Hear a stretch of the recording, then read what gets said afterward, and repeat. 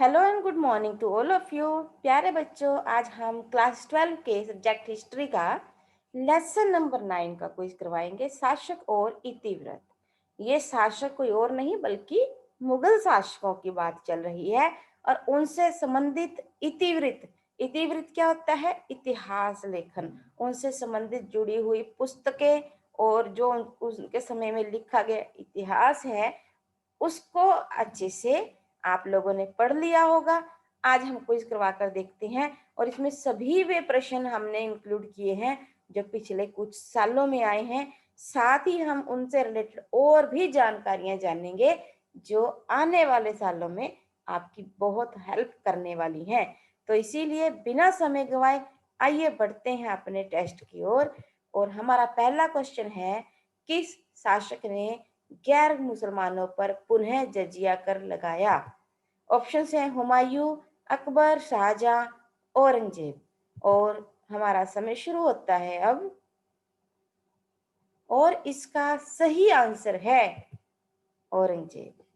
सबसे पहले देखिए, आपको ये याद करना है, ये लेसन मुगल शासकों से संबंधित है, उनसे जुड़े हुए इतिवृत्तों। इतिवृत्तों क्या होता है? इतिहास लेखन, उनसे जुड़ा हुआ है, उनसे जुड़ी हुई पुस्तकों से संबंधित है। फिर आपको दूसरी चीज जो याद करनी है वो है सीरीज। पहले मुगल बादशाह से लेकर आखिरी शक्तिशाली, जो शक्तिशाली है वो आखिरी शासक तक की करनी है। पहला है बाबर, दूसरा हुमायूं, तीसरा अकबर, चौथा जहांगीर, पांचवा जो है वो शाहजहां है, फिर औरंगजेब। औरंगजेब के बाद भी एक लंबी फहरिस्त है, बट वो सभी अयोग्य थे। और जो लास्ट मुगल शासक है वो है बहादुर शाह द्वितीय जफर। जफर क्यों? क्योंकि वो कविताएं जो लिखता था वो कविताओं जफर के नाम से लिखता था, इसीलिए इसका नाम बहादुर शाह जफर द्वितीय है। तो अब देखिए, हमने कहा है कि किस मुगल शासक ने गैर मुसलमानों पर जजिया कर लगाया। जजिया कर क्या होता है?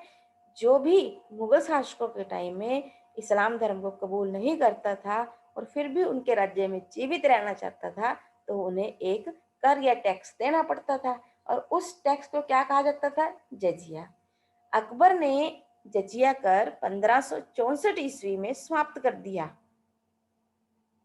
शाहजहां और उसका पिता जहांगीर ने उसे छेड़ा नहीं, न लगाया न हटाया, क्योंकि हट तो पहले चक चुका था, लगाना लगाया नहीं। लेकिन जो औरंगजेब था, शाहजहां का पुत्र औरंगजेब, उसे तो ये सहन नहीं हो रहा था कि गैर मुसलमान उसके शासन में ऐसे ही रहें, सुरक्षित रहें, बिना कर दिए रहें। इसलिए उसने क्या किया? गैर मुसलमानों पर जजिया कर पुनः लगा दिया। बढ़ते हैं अगले क्वेश्चन की ओर। हमारा सेकंड क्वेश्चन है, हुमायूं की पत्नी का नाम क्या था? अब तो ये बताइए फटाफट कि हुमायूं कौन से नंबर के मुगल शासक हैं? बिल्कुल सही, बाबर के बाद उनका पुत्र हुमायूं जो था वो शासक, मुगल शासक, दूसरे नंबर का मुगल शासक बना। ऑप्शंस हैं, हमारा प्रश्न है हुमायूं की पत्नी का नाम क्या है? गुलबदन बेगम, जहांआरा, सुल्तान जहां, नादिरा।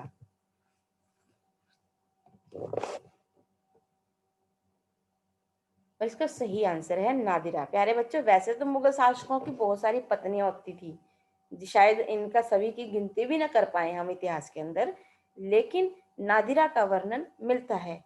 हाँ, लेकिन अक्सर एक क्वेश्चन बच्चे जब हम पढ़ाते हैं उनके मन में स्ट्राइक करता है, तो इसका मतलब क्या नादिरा ही अकबर की माता है? नहीं, अकबर की माता का नाम तो हमीदा बानो बेगम है, ये नादिरा है। क्योंकि इतिहास में इनका वर्णन आता है, इसलिए आपको पता होना चाहिए कि हुमायूं की पत्नी का नाम नादिरा है। तीसरा है हुमायूं नामा के लेखक, अबुल फजल, अब्दुल हामिद लाहौरी, गुलबदन बेगम, नूरजहां।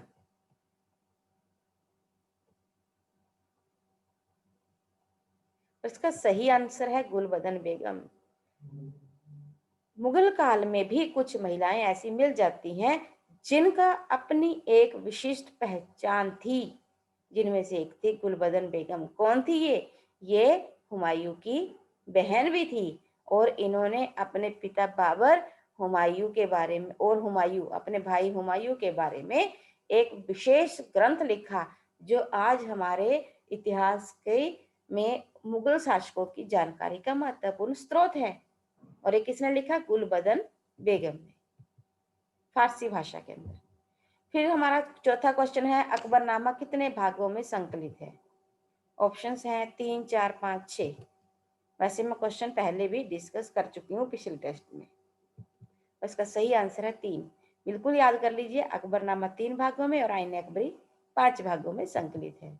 हमारा क्वेश्चन नंबर 5, पानीपत की पहली लड़ाई कब हुई? 1526 ईस्वी, 1527, 1528, 1529। इसका सही आंसर है 1526। पहले तो ये जानिए कि पहली लड़ाई जो थी किन के मध्य हुई? बाबर और इब्राहिम लोदी के अंदर। पहले सल्तनत थी, दिल्ली सल्तनत थी, किसी और राजवंश का शासन था, लोदी राजवंश का। उसका शासक था इब्राहिम लोदी, जो अपनी 1 लाख सेना के साथ पानीपत की पहली लड़ाई में आ खड़ा हुआ। दूसरी ओर बिल्कुल नामात्र की सेना लेकर बाबर भी आ गया और इन दोनों में घमासान युद्ध हुआ। एक खास रणनीति बाबर ने अपनाई और ये युद्ध जो था वो बाबर की फेवर में गया और इसे पानीपत की पहली लड़ाई कहा जाता है, क्योंकि कुल मिलाकर हमारे इतिहास में पानीपत की 3 लड़ाइयां हुई हैं। हाँ, लेकिन एक बात और जान लीजिए कि बाबर के भी ये पहली लड़ाई थी भारत के अंदर। पानीपत की पहली लड़ाई 1526, 1527 में कनवाहा की लड़ाई, उसके बाद 1528 में चंदेरी की लड़ाई, 1529 में घाघरा की लड़ाई, एक आधी और भी होती, लेकिन 1530 में तो वे परलोक से धार गए। उसके बाद क्वेश्चन नंबर 6, अकबर की मृत्यु कब हुई? 1530 ईस्वी, 1556, 1605 या फिर 1627। और इसका सही आंसर है अकबर की मृत्यु 1605 ईस्वी में हुई। ठीक है ना? और तभी तक उनका शासन चला और 1527 में तो उनके पुत्र जहांगीर की मृत्यु हुई थी। मुगल काल में सरकारी जमीन क्या कहलाती थी? जागीर, खिराज, खालसा या फिर जमींदारी? इसका सही आंसर है खालसा। सरकारी जमीन को क्या कहा जाता था? खालसा कहा जाता था। बाबर की आत्मकथा का नाम बताएं। बादशाह नामा, तुझके जहांगीरी, तुझके बाबरी, अकबरनामा। बहुत सिंपल सा आंसर है इसका, कोई दिक्कत नहीं है बिल्कुल भी। और इसका सही आंसर है तुझके बाबरी। बाबर ने अपने एक आत्मकथा, अपनी ऑटोबायोग्राफी लिखी और ये तुर्की भाषा में लिखी गई है। आपको पता होना चाहिए कि मुगलों की मातृभाषा जो थी वो तुर्की थी और बाबर ने अपना जो ऑटोबायोग्राफी आत्मकथा लिखी है उसका नाम है तुझके बाबरी और ये तुर्की भाषा में लिखी गई है। अकबरनामा के लेखक का नाम? राजा मान सिंह, अबुल फजल, अब्दुल हामिद लाहौरी, मिर्जा कासिम।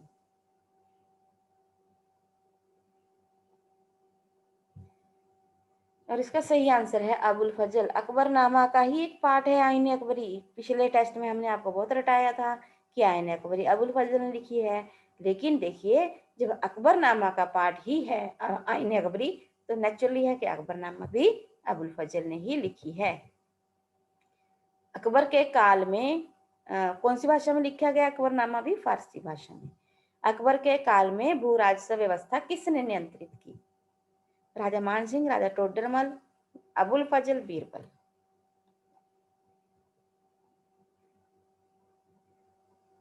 इसका सही आंसर है राजा टोडरमल।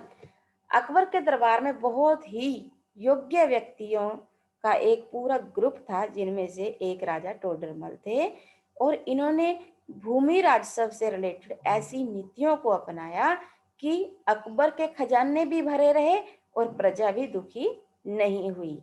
इसीलिए इनको विशेष दर्जा दिया गया है हमारे इतिहास के अंदर, हमारे इतिवृत्तों के अंदर, के भू राजस्व की व्यवस्था इनसे बेहतर कोई बना नहीं सकता था।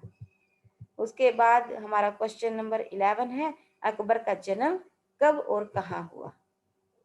1542 में आगरा में, 1542 अमरकोट, 1545 आगरा, 1545 अमरकोट।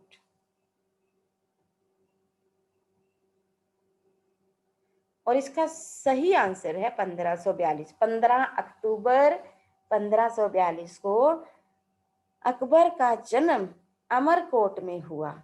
मृत्यु हमने पहले जान ली थी 1605 को। मात्र 13 वर्ष की आयु में ये मुगल बादशाह बन गए थे। कितने मतलब देखो संघर्ष के साथ जीवन बिताता है इंसान, और इतनी बड़ी जिम्मेवारी कितनी छोटी उम्र में इनके ऊपर आ गई थी। फिर है मुगल काल में दरबारी भाषा कौन सी थी? हम वैसे इसका डिस्कशन कर चुके हैं। तुर्की, उर्दू, फारसी, उपरोक्त सभी। जी हाँ, इसका सही आंसर है फारसी। मुगलों की तुर्की जो मातृभाषा थी वो तुर्की थी, जबकि दरबारी भाषा जो थी वो फारसी थी। एक तुझके बाबरी को छोड़ दीजिए, बाकी सभी ग्रंथ जो हैं मुगल काल से संबंधित वे फारसी भाषा में लिखे गए हैं। इवन के तुझके बाबरी का भी अनुवाद फारसी भाषा में किया गया था, जिसका नाम था बाबरनामा। इवन के महाभारत को भी फारसी भाषा में लिखा गया, जिसे रज़्मनामा नामक नाम दिया गया।